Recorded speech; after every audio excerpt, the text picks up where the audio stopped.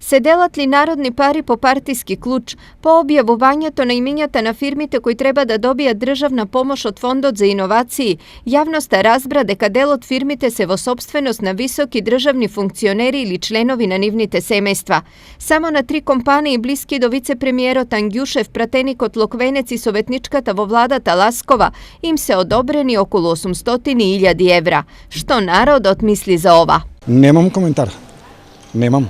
Дефинитивно тоа ги мине сите овие норми на однесување законско, да не кажам. Поготово кога се работи за луѓе од владата. Очигледно е. Немој прв пат, тоа е веќе и како правило, не случајност.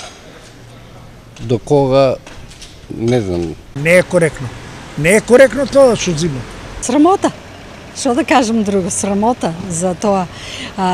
Напаѓаа една партија дека правиле криминал, сега истото го прават и они. Ние никако не можеме да се оттарасеме од криминалците изглед. Дел од граѓаните бараат и конкретни мерки доколку распределбата на парите не била соодветна. По мене треба сите тие да ги разреше што постапиле така, а после тоа веројатно и он ќе треба да се. Тоа е негов пропуст. Да си поднесе оставка од морални причини. Целото негово делување му е абнормално едноставно.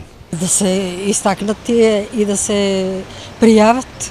Слушам, обвинителството отвориле веќе обвинителен акт и мислам дека е окей. Треба парите да се врнат и наново да се поделат на фирми што се стварно, да речеме, што треба да се дадат пари. Со реакција денес се огласи и директорот на Фондот за иновации кој потенцираше дека сите фирми добитници за 15 дена треба да ја дефинираат сопственичката структура. Значи, јас ќе ги повикам денеска сите компании од првиот инвестициски бран да во рок од 15 дена достават до нас изјава во која што ќе потврдат, односно ќе негираат дали имаат, односно ќе се изјаснат дали имаат во својата сопственичка структура лице кое што е носител на јавна функција или член на негово потесно семејство. Што со фирмите за кои ќе се докаже дека се блиски до луѓе од власта? Како директор на фондот, согласно насоките кои што ги добивме од премиерот во неговата изјава од неделата, ќе побарам од Комитетот за одобрување на инвестициите повторно да ги разгледа тие проекти. Не можам да наредам, бидејќи комитетот е независно тело, меѓутоа ќе побарам.